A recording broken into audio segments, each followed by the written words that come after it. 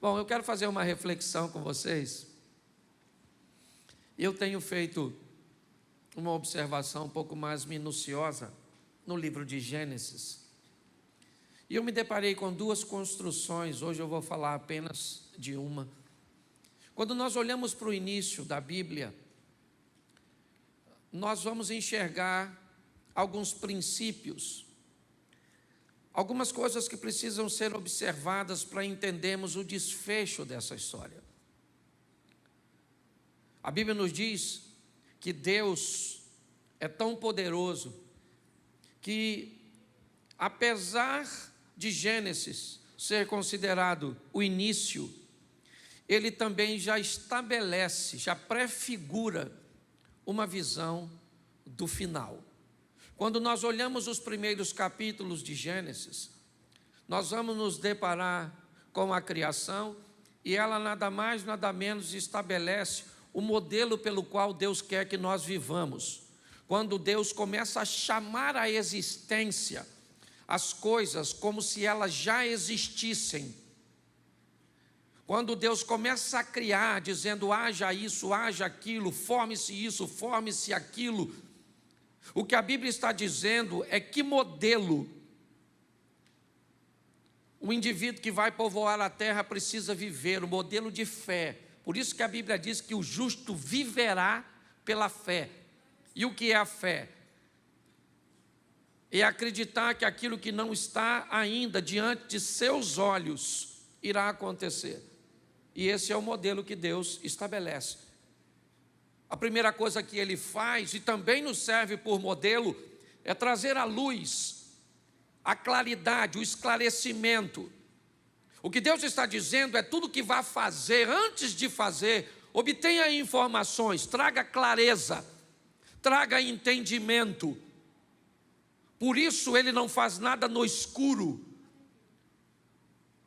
Depois, sabe o que Ele faz? Ele tira da água a terra, porque o Espírito pairava sobre a face das águas.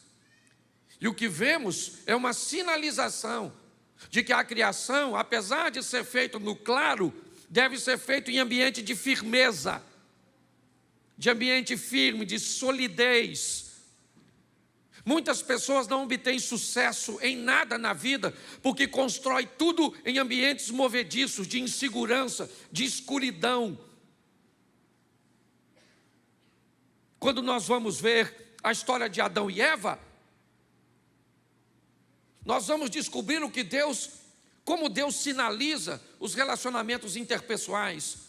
Aliás, ao olharmos para a Bíblia, basta olhar para os 10 mandamentos e vamos descobrir que 7 deles são focados em relacionamentos interpessoais. Ame teu próximo como a ti mesmo. Honre teu pai e a tua mãe. Não matarás, não adulterarás, não dirás falsos testemunhos, não cobiçarás nada do próximo. Quando olhamos para tudo isso, o que recebemos é a direção.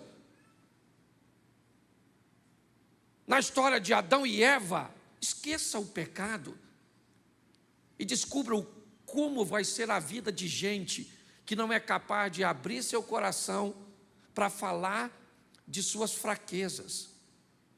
Quem fala de fraqueza não fala de fracasso. Essa é a grande verdade. Quando nós olhamos para Caim e Abel, sabe o que vemos? Vemos a Bíblia dizendo como é difícil lidar com diferenças. Como é difícil lidar quando pessoas têm coisas que nós não temos, com inveja. E olhando isso mais de perto, eu me deparei com a primeira grande construção feita pela mão do homem, a arca do Noé. Logo à frente nós vamos ver, assim que eles descem, a segunda construção feita pelo homem, a Torre de Babel. Duas coisas tão próximas, com significados tão distintos, com resultados finais tão diferentes. Mas vamos dar uma olhadinha nessa história rapidinha do tal do Noé e vamos ver o que podemos tirar de resultados, de exemplo para a minha e para a sua vida. Coloca para mim, por favor, Gênesis capítulo 6, verso de número 9. Gênesis 6, 9, diz assim: esta é a história da família de Noé. Noé era um homem justo, íntegro, entre o povo da sua época. Ele andava com Deus. Feche seus olhos. Pai, em nome de Jesus, eis aqui a tua palavra. Continua falando conosco, usa-me como um canal de bênção nesta hora, pelo poder do nome de Jesus. Amém. Glória a Deus. Amém? Isso. A minha tradução diz que Noé era alguém perfeito em suas gerações. Ele era justo e perfeito em suas gerações. Me parece que a história de Noé tem muito a ver com o passado. Quando nós olhamos, por exemplo, para o pai de Noé, Lameque, eu não sei te dizer o que ele fez, mas quando Noé nasce, ele lança uma palavra profética para seu filho de forma extraordinária, dizendo que aquele menino iria fazer diferença na sua geração, e fez. Quando eu olho para o avô de Noé, eu me deparo com nada mais, nada menos que Matusalém. Pastor, o que Matusalém fez? Eu não sei, mas a Bíblia diz que esse cara viveu 969 anos. Nem sei se isso é possível, se a contagem é como a nossa. Eu só sei que se eu olhar para um dos mandamentos, eu vou entender que o camarada que tem longevidade de vida é o que honra pai e mãe. Então eu poderia até dizer, mesmo num contexto meio movediço, que Matusalém era alguém de honrar família. Mas o bisavô de Noé era nada mais, nada menos que Enoque, um homem que andou com Deus e foi levado em glória. Pastor, o que você está querendo dizer? Que Deus está dando o perfil desse cara. E diga-se de passagem, não chega nem perto do nosso. Porque se a gente for depender de um pai, muitas vezes, para ser bem-sucedidos, se nós formos necessitarmos de um avô ou de um bisavô para sermos bem-sucedidos, nós estamos lascados. Então, quando nós olhamos para o exemplo desse cara, é fácil. É fácil olhar para ele e ver que seu histórico, seu pedigree, seu sucesso em ser colocado no rol dos heróis da fé dos hebreus,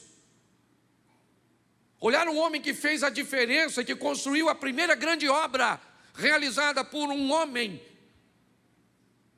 e não foi algo pequeno. Nós olhamos e dizemos, esse cara fez porque tinha um contexto familiar que lhe dava base para isso. Tá bom, mas eu não tive. Você não teve. Você teve um pai cachaceiro, negligente, certo?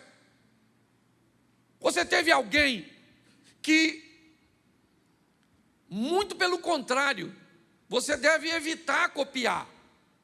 Então, como é que eu vou olhar para a minha vida e vou pegar esse texto bíblico e vou dizer que eu tenho condições de fazer a diferença, que eu vou viver o que ninguém na minha família viveu, que eu vou andar com Deus se minha mãe não andou, se meu pai não andou, ou se anda de qualquer maneira, ou se alguém dos meus foi pastor, mas foi um pastor de qualquer jeito, ou se minha família é toda desestruturada. O que é que a Bíblia está querendo me dizer quando me dá como referência um indivíduo tão perfeitinho, para que eu estabeleça como parâmetro? Por que Noé andava com Deus? É fácil. Porque Lameque andava com Deus, porque Matusalém andava com Deus, porque Enoque andava com Deus. Agora, como é que você vai andar com Deus? Como é que isso vai acontecer com você? Aqui já poderíamos ter uma boa desculpa para justificar a nossa superficialidade em relacionamento, nossa imaturidade em sensibilidade. Quando olhamos para esse texto, se não colocá-los da forma correta, nós já vamos achar aqui um excelente limitador para mim e para você. Mas não é disso que eu vim falar. Eu vim falar que não interessa se você tem pedigree ou não, chegou a sua vez de viver a sua história com Deus. E ela é altamente particular. Então, se você quer se colocar como um produto do meio, tem todo o direito. Só que a Bíblia diz que Noé vivia no meio de uma geração corrompida. Mas ele resolveu se manter. Ah, pastor, mas o senhor mesmo já disse que ele resolveu se manter, por quê? Porque todo mundo na igreja do Noé era crente pra caramba, porque os vizinhos do Noé eram crente pra caramba, porque o Noé estudou no colégio ali, que todo mundo era crente. E eu não. Beleza, e daí? É essa justificativa que você quer? Então deixa eu te dar um texto bíblico simples para você observar. Observe aí, por gentileza, Romanos 12, 2. Coloque para mim aqui. Romanos capítulo 12, verso 2. E não vos conformeis com este mundo, mas transformai-vos pela renovação do vosso entendimento, para que experimenteis qual seja a boa, agradável e perfeita vontade de... Preste atenção aqui. Você não teve pedigree, mas você tem a palavra de Deus. Você pode até não ter uma família estruturada, mas você tem uma Bíblia que te inspira a viver de uma forma diferenciada. Então pare de criar desculpas de que o seu sucesso tem a ver com coisas que te deixaram de herança, porque uma herança só é sua se você tomar posse. Quando eu olho para a história desse camarada, a primeira coisa que eu vejo é a capacidade que ele tem de lidar com um ambiente hostil, tóxico, difícil, e ele está em todo lugar, irmão. Hoje nós chegamos na igreja onde deveríamos encontrar só gente crente, cheia de Deus, coração solícito, não é? Gente piedosa. É isso que as pessoas esperam quando chegam na igreja. Chega na igreja e lida com uma situação totalmente oposta. Vem para o culto, senta do lado de alguém que não presta atenção, fica no celular. Senta no culto, às vezes você chega aqui, alguém está no WhatsApp, está conversando, fica te encostando. E nós temos, aí você sai da igreja, oh meu Deus, vamos para casa. Aí em casa é uma tribulação. Aí vai trabalhar, 2 tribulações. Aí vai para o trânsito, 3 tribulações. Como é que nós vamos ser crentes num ambiente desse? Pare e pense nisso. Muitas pessoas não conseguem sobreviver a esses desafios e acabam justificando-se, dizendo que o ambiente cujo qual elas estão está corrompido, e isso tem feito com que elas não se posicionem. A história deste homem me inspira a entender que a geração cuja qual ele estava inserido era uma geração pecaminosa, mas ele conseguiu sobreviver. E ele, porque tinha uma estrutura familiar, mas nós, porque temos o Espírito Santo de Deus. Se eu desse oportunidade para... Quantos aqui tem uma história triste para contar? Levanta a mão. Glória a Deus. Não dá nem para eu dar oportunidade, senão o culto não acaba nunca mais. Porque quem não tem hoje vai ter amanhã, sim ou não? Então, meu querido, se você quer vir aqui, não, pastor, sofro muito, uma dificuldade grandiosa, isso aí é para todo mundo, meu filho. Você tem que sobreviver a isso. E você não vai, não tem história familiar, não tem vizinho, não tem parente, não tem. Então você tem a palavra de Deus, você tem, né, os exemplos que Deus te deixou para viver. Posso ouvir um amém? Amém. Isso. E o que esse cara vai receber? Uma missão. Qual é a proposta de Deus para Noé? Verso 14. Faze para ti uma arca de madeira de gofé, farás compartimentos na arca e a betumarás por dentro e por fora com betume. Presta atenção que aqui está a missão. Deus vai dizer para Noé o que Ele quer que Noé faça. E não é nada fácil. Não é algo cujo qual ele tem habilidade para fazer. Ele não tem expertise. Noé é um agricultor. O que ele está acostumado a lidar com plantio. É aquilo que ele sabe fazer. E um belo dia Deus aparece para ele e diz para ele: olha, Noé, eu preciso que você faça uma arca de madeira, porque eu vou trazer um grande dilúvio que vai inundar a terra. A sua missão é essa. Você vai construir isso. Mas como é que eu vou fazer? O Senhor está me pedindo algo impossível. Quando nós formos olhar mais à frente a história da Torre de Babel, não hoje, nós vamos ver que havia muita gente para construir, que tecnologia e que conhecimento já fazia parte do povo no que diz respeito àquilo. Mas a probabilidade de Noé ter sucesso nesse empreendimento é pequena demais. Mas o sucesso de Noé, é isso que eu quero que você entenda. O seu e o meu sucesso tem a ver com o aval de Deus. Você vai precisar de talento, vai precisar de conhecimento, vai precisar de muita coisa. Mas saiba de uma coisa, o mais importante é se Deus está contigo. Porque se Deus estiver com você, querido, se Deus é por nós, quem será contra? Descubra a sua missão. Ah, pastor, agora o senhor complicou. Porque a missão do Noé é construir uma arca. Qual o propósito dessa missão? Salvação. O propósito é salvação.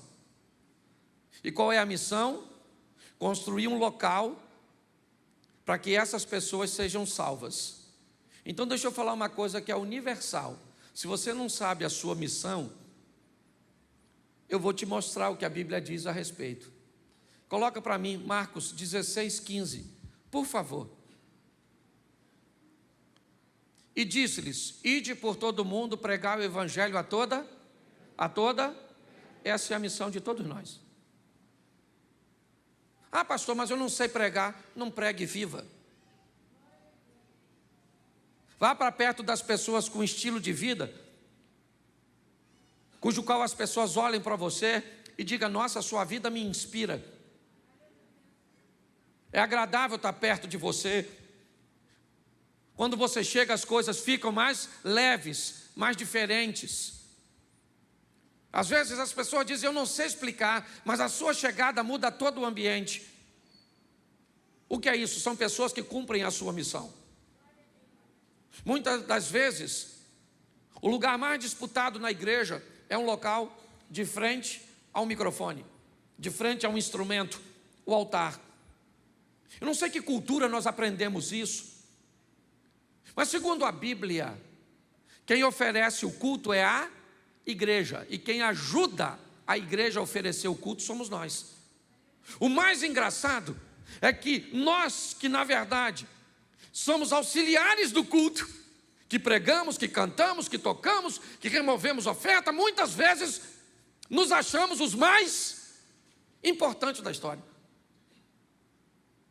Eu queria perguntar para você: você é tão importante que faria algum sentido eu estar falando aqui se tu não tivesse sentado aí?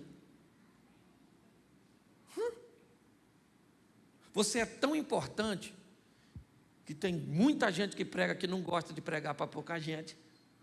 Muita gente que canta que não gosta de cantar para muita gente. Você lidera o Manhã com Deus. Tem 60, 70, 100 pessoas. É qualquer músico que vem? É qualquer pregador que vem? É nada. Porque você é importante demais. Essa é a grande verdade. A nossa missão é falar para os outros o quê? Que Jesus está voltando, que tem um lugar para ele ser salvo. E você não precisa de microfone para isso. Ah, pastor, eu tenho vergonha de falar que Jesus salva, então fala que o diabo carrega. É a mesma coisa. Aí ele vai falar: mas eu não quero que o diabo me leve. Aí você diz: aí Jesus salva. Começa pela parte mais difícil. Certo? Então, é muito importante nós entendermos isso. A história do Noé aponta para mim, primeiro, que eu tenho que sobreviver nesse ambiente hostil e ser crente no meio de muita gente que é sem vergonha. Estou na igreja com o pastor e eu posso falar. A igreja tem invejoso? Mentiroso? Mal pagador? Ou se tem gente que tem até experiência forte. Por isso que ela é comparada à arca. Um ambiente sujo. Pensa, hipopótamo. Sabe como é que o hipopótamo defeca? O rabo dele vira uma hélice. É para marcar território, é de comportamento. Ele defeca e o rabo faz assim, ó. Igual hélice de ventilador. Pensa nesse ambiente. Eu queria que você desmistificasse também uma coisa muito simples. Quando Deus orientou entrar na arca, foi um macho e uma fêmea, sim ou não? Mas não foi adulto. Falou só macho e fêmea. Quem já viu aqueles exemplos que parece um elefantão, um leãozão? Não era isso, gente. É só macho e fêmea. Leãozinho. Leãozão era perigoso. Ocupava muito espaço. Sujava muito. Leãozinho você chuta. Entra aí, rapaz. Caramba. Vai embora. Pare e pense. O que eu quero que você amadureça a sua ideia. Sabe o que é? É que é obrigação nossa pregar o evangelho para quem? A toda, principalmente aquelas que nós achamos que não merece. É a nossa missão. Se você não faz isso, querido, você ainda não sabe direito o que é ser crente, o que é ser cristão, é viver com Deus. Faz quase 30 anos da minha vida que pelo menos, se pegar 30 anos, 10 anos, eu passei dormindo, porque a gente dorme 8 horas, 30%, 30 e pouco. Então 10 anos eu passei dormindo, e quase 20 anos, aí, pregando o evangelho, falando para pessoas que Jesus é bom, que Ele muda a história, que não interessa como você está sofrendo, Ele pode entrar na sua vida e dar um norte para você. Muitas pessoas me ouviram, outras sequer me ouviram, muitas me rejeitaram, mas não interessa, eu estou cumprindo a minha missão. É importante nós entendermos. Saia daqui hoje, para onde você estiver, pegar alguém, querido, você conhece Jesus? Não, pois bem, Ele te ama. Eu não sei nem falar mais quase nada, mas Ele quer salvar você. Sabe, Ele te ama e quer te salvar. Você quer saber mais uma coisa? Vou na igreja, porque eu também estou no começo. Mas é assim que funciona. Se nós entendermos isso, essa é a nossa missão. Agora, terceiro, qual era o propósito disso? Para que é? Verso 19. Põe o 19, por favor. E de tudo que vive, de toda a carne, 2 de cada espécie manterás na arca, para conservares vivo contigo, macho e fêmea serão. Preste atenção. O que Noé está construindo é o único local que a salvação vai estar. Não vai ter outro. A hora que o dilúvio chegar, tudo aquilo que estiver fora da arca, eu acredito que você conhece um pouquinho de Bíblia, né? Existem umas coisas no Velho Testamento chamada tipologia, aquilo que aponta para Cristo, e a arca é uma delas. O único local onde haverá vida durante o dilúvio é a arca. O único local que haverá vida depois dessa morte, nós já vamos ver um pouquinho mais à frente, é em Cristo Jesus. E o grande desafio hoje de pregarmos o evangelho é o mau comportamento das pessoas que se intitulam cristãos e que vivem perto de nós. As pessoas me dizem assim: pastor, para eu ser crente igual meu vizinho, para eu ser crente igual meu pai, para eu ser crente igual minha mãe. E quem é que disse que tem que ser igual a ele? Porque quando você quer ser rico, você quer ser rico igual o Neymar. Aí na hora de pegar exemplo para coisa boa, você pega O exemplo lá em cima, mas na hora de coisa ruim, você prega exemplo negativo. Na igreja está cheio de gente crente, cheio de gente vivendo o extraordinário de Deus, cheio de gente, cheio do Espírito Santo de Deus. Mas nossos olhos parecem, eu como pastor, eu tenho muitos pastores amigos experientes, e às vezes eu vou falar com eles, eles falam assim: Cláudio, pare de olhar na igreja para pessoas com poucos resultados, para gente que está ruim. Para ela você continua pregando, mas olha para o cara que está trabalhando, olha para o cara que está mudando de vida, olha para o cara que está indo para frente, que é isso que vai te animar. Olhe na igreja para quem está vivendo o incrível, o extraordinário, sensacional, para a gente que está cheio de Deus, que está mudando de vida. Porque não tem outro lugar, irmão. Isso não é conversa fiada.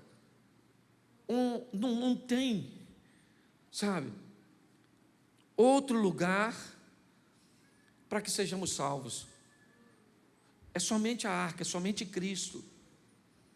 Nosso propósito é apontar para Ele, porque Ele é o único e suficiente Salvador. Me perdoe os católicos, Maria não leva ninguém para o céu. Me perdoa os espíritas, não vai voltar de novo. Hebreus 9, 27, ao homem está determinado morrer apenas uma vez, vindo depois da morte o juízo. O único local que nós vamos achar o direito de vida eterna é Jesus Cristo de Nazaré. É assim que funciona. Pastor, eu não acredito nisso, então peça a Ele para enviar o Espírito de Deus para a sua mente, para que você acredite, porque não é conversa fiada. Olhe para isso de uma forma mais intensa. O propósito disso, da igreja, é fazer com que pessoas vivam para sempre com Deus. Porque Romanos, coloca aí 3:23, porque todos pecaram e destituídos estão da glória de... Todos pecaram. E esse todos inclui você. Ah, pastor, mas eu nunca matei. Eu só minto. Mas eu também não matei. Eu falo isso aqui, tem gente que tem um orgulho do pecado pelo qual vai para o inferno. Não, igual o Covid está fazendo uma coisa que dá bastante, por exemplo. Quando alguém morre hoje, sabe o que você fala? Ah, morreu? Morreu, mas graças a Deus não foi de Covid. Infartou. Mas não morreu? Mas graças a Deus. Certo? Tem gente que tem orgulho. Eu vou para o inferno, mas não é para o adultério. É só porque eu sou nervoso e falo uns palavrão. Isso vai dar uma confusão lá na porta. Por que você veio? Eu nem pensei que vinha. E você? Você está rindo, mas é sério.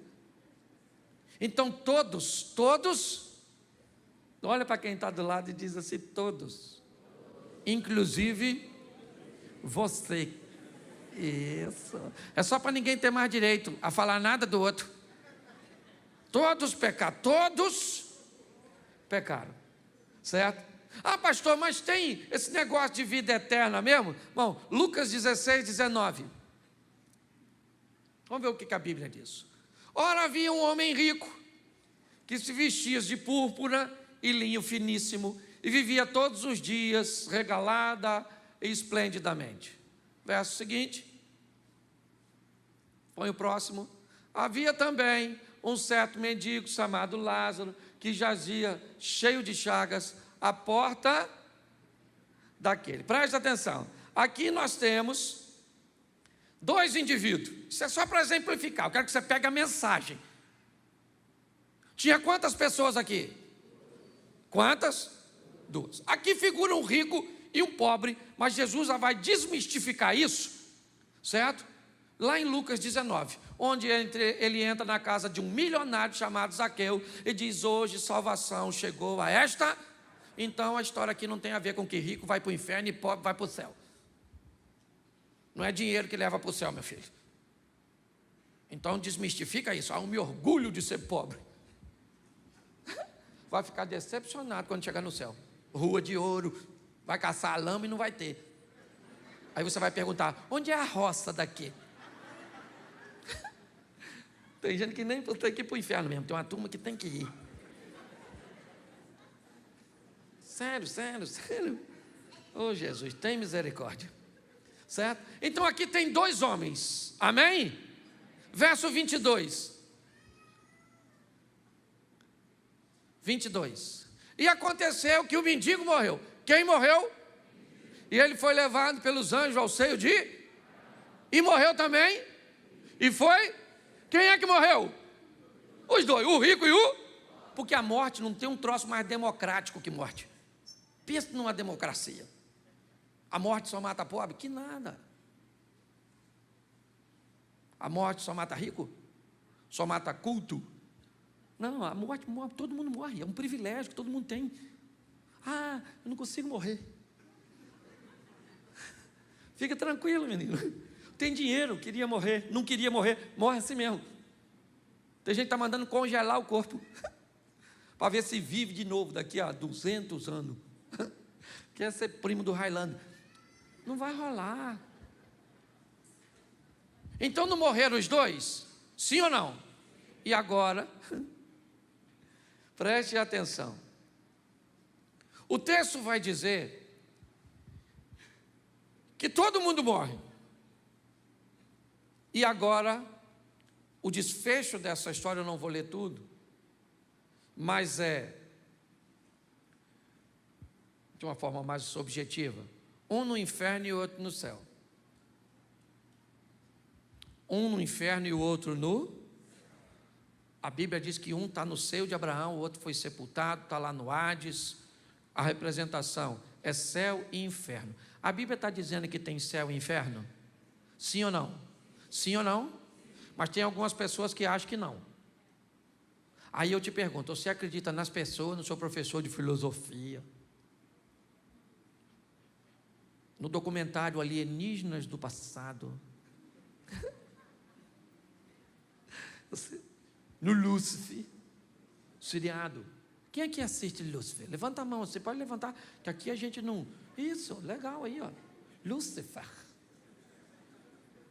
Quando eu era garoto, se eu falasse essa palavra em casa, não tinha dente na minha arcada dentária, só próteses.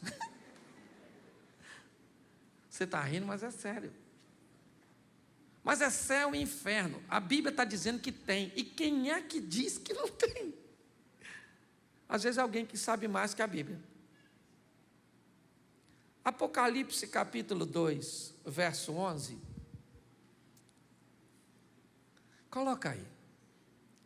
Quem tem ouvidos, o que o Espírito diz, ao que vencer, não sofrerá o dano, não receberá o dano da... Preste atenção. Rico e Lázaro, os 2 estão vivos, ok? Os 2 morreram a primeira morte, sim ou não? A palavra morte está totalmente associada com separação. Porque o indivíduo morre, porque o espírito sai dele. Quando o espírito abandona um corpo, este corpo perde a vida. Todo o seu sistema de eletricidade, que faz o cérebro funcionar, o coração bater, ele se ausenta. Então, quando o espírito se separa do corpo, o corpo morre. E o que acontece com o corpo? Volta para... Mas entre corpo e espírito tem uma coisa chamada... E o que foi para o inferno e para o céu foi a alma do rico e a alma do Lázaro. Pastor, onde é que está o dano da segunda morte? Se a primeira é a separação do espírito do corpo, a segunda é a separação da alma de Deus. O que a Bíblia está dizendo é que a minha alma corre o risco de se separar de Deus, de ir para onde? Para o inferno. Pastor, há muito tempo que eu não escuto uma mensagem dessa, e nem esperava ouvir isso do Senhor.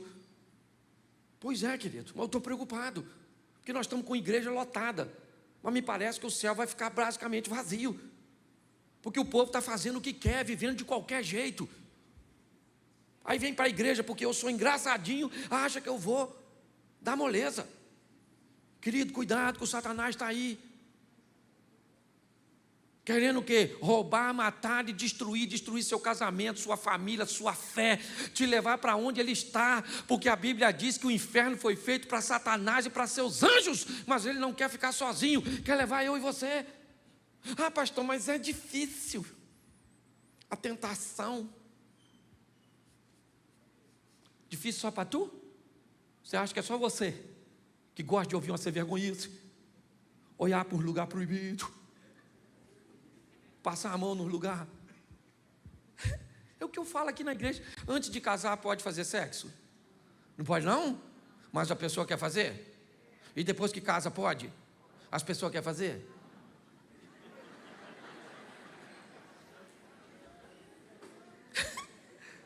Pastor, só é engraçado.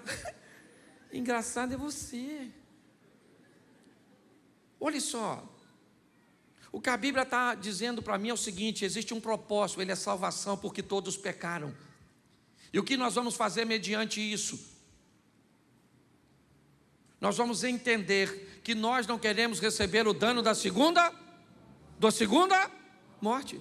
Mas pastor, como é que eu vou fazer isso? O senhor começa dizendo que o Noé foi bem sucedido porque teve pedigree. Beleza, eu não tenho, o senhor me aponta a Romanos dizendo que eu tenho que renovar a minha mente, buscar exemplos positivos, andar com gente boa, ler coisas boas, para conseguir me firmar. Até aí tudo bem.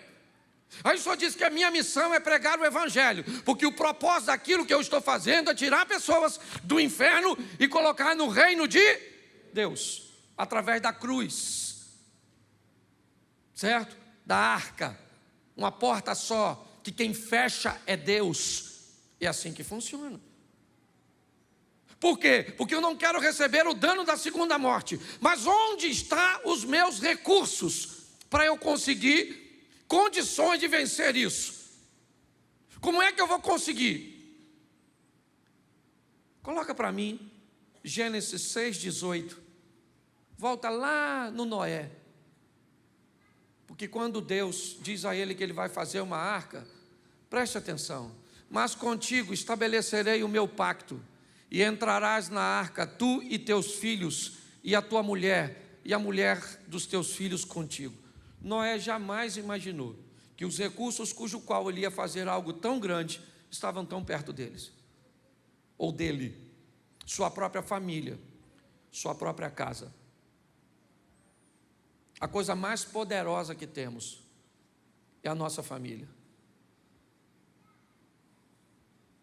Isso é extraordinário para todos nós. Ela é tão poderosa. Quando eu olho para a igreja, sistema de ensino e família, são as 3 instituições mais poderosas do mundo. Uma rainha disse uma vez: eu tenho mais medo de crentes de joelho do que do meu exército de pé. Hoje nós vemos no Brasil, um esquema sendo construído em cima de uma agenda para destruir o nosso sistema de ensino, deformando matrizes nos nossos filhos. Segundo, proibindo a igreja de pregar a verdade. E terceiro, desconstruindo os valores familiares.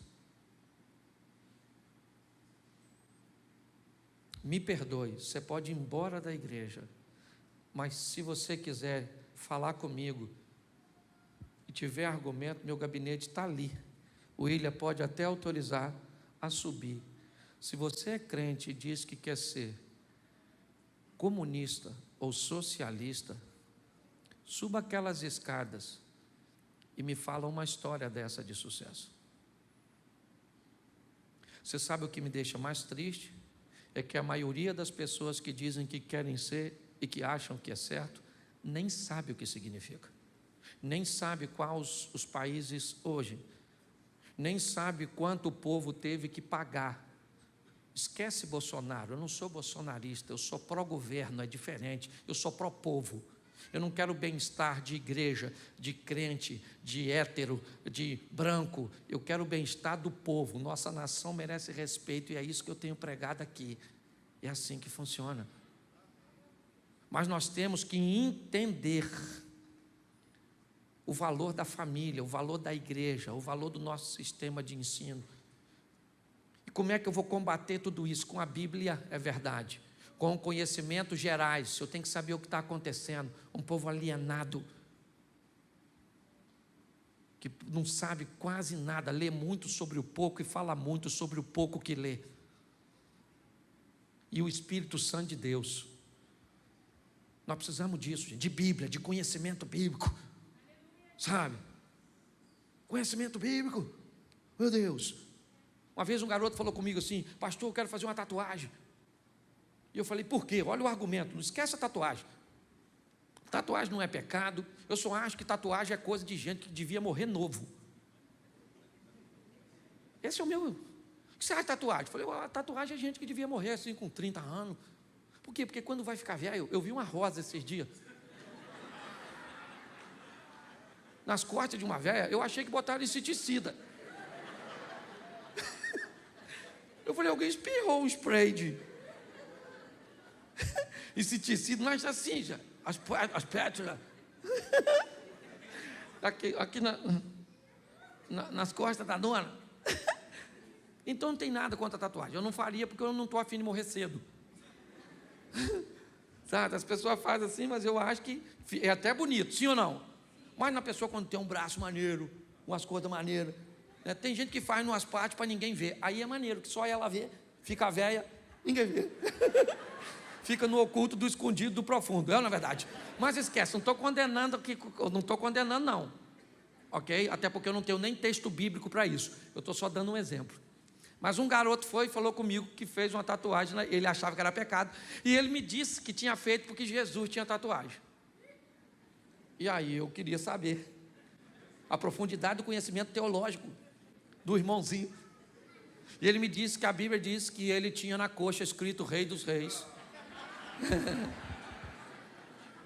e Senhor dos Senhores. E eu disse para ele que também esse indivíduo da coxa escrita tinha cabelo branco, olho de fogo e uma espada saindo da boca. Por que é que ele não fez os outros 3? E ele começou a rir. Conhecimento bíblico nos faz entender que o que estamos fazendo primeiro não é pecado ou é pecado.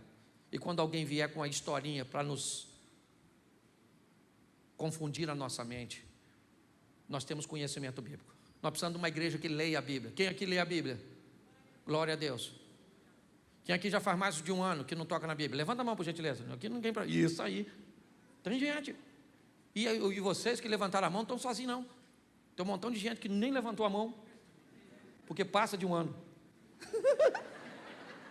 Que eu nem perguntei isso.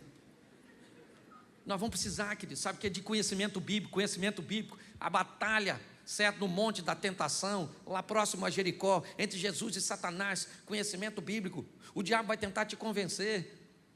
A ausência do conhecimento leva você e a mim à escuridão. Nós vamos precisar de conhecimento gerais para conhecer a história, o que já passou, ter um entendimento para não repetirmos os males do passado. Então não é só ler a Bíblia não, tem que ler boa literatura, escutar gente boa, se instruir. Posso ouvir um amém da igreja? Amém. Isso, povo alienado, às vezes que fica lá, ó.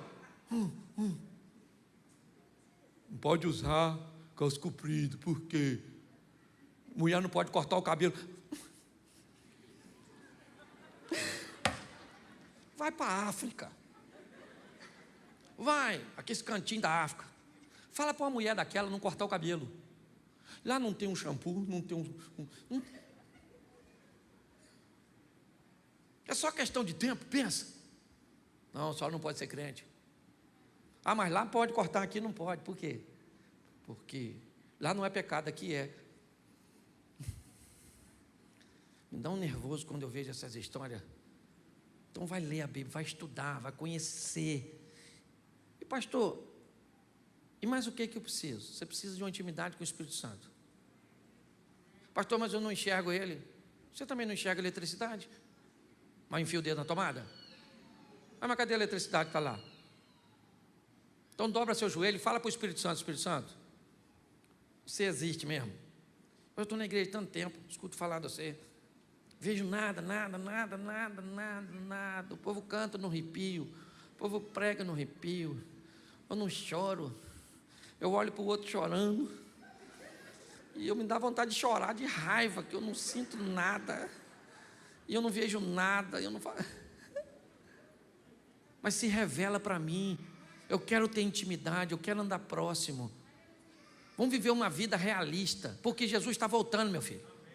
Aliás, eu acho que ele já saiu de lá, já está chegando. Entendeu? Já a trombeta vai tocar. E aí, ó, Claudinho, ó. Cadê pastor Cláudio? Vem no culto, não. Por quê? Jesus levou. Mas nós ficamos, então vamos fazer o culto nós. Certo? Então não vai dar não, meu filho. Vamos embora todo mundo para o céu. Você pode ficar de pé? Porque tem um povo lá fora que também está querendo ir. Quando você sair, você sai pela porta, né, de trás, o povo vai entrar por aqui, o pessoal lá de trás sai primeiro, 30, 40 segundos eles saem e dá para você sair. Feche seus. Você quer caminhar conosco, aquela sala ali atrás do cameraman, nós temos um pessoal lá para te receber. Passe lá e diga: ó, já estou caminhando com vocês aqui, estou querendo dar uma olhada em vocês mais de perto, para ver se dá para ser crente com vocês. Estou meio decepcionado de onde eu vim, não entendo direito o evangelho, mas estou interessado em caminhar aí com vocês. Então, dá um pulinho naquela sala, fale lá, ok? Isso, lá fora também, você que quer participar dos Casados para Sempre, o nosso trabalho aí de casais. Ah, pastor, não estou atravessando problema nenhum no casamento. Casado para sempre não é só para problemas, casado para sempre também é para prevenção, ok? Então venha investir no seu relacionamento. Feche os seus olhos, vamos orar. Pai, muito obrigado, ó Deus. Muitas vezes nos faltam recursos. Nós gostaríamos de ter vindo e criado num lar totalmente bem estabelecido, mas isso não foi possível para a maioria de nós. Mas não é por isso que nós vamos deixar de ser crente, porque exemplos positivos nós temos na Tua Palavra, o Teu Espírito Santo nós temos como companheiro, a Bíblia nós temos como manual de fé e prática. Abençoa-nos, ó Deus, que tenhamos o entendimento que não basta a salvação apenas para nós, mas que há uma missão em pregar o Evangelho, com um propósito de salvar vidas, e os recursos o Senhor tem nos entregue, através da Tua Palavra, dos conhecimentos e do Espírito Santo. Leva-nos aos nossos lares, para uma semana de bênção, uma semana de vitória. Que o grande amor de Deus, nosso Pai, a graça de nosso Senhor e Salvador Jesus Cristo, e as doces consolações do Santo Espírito de Deus, seja para com todo o povo do Senhor, e todos digam...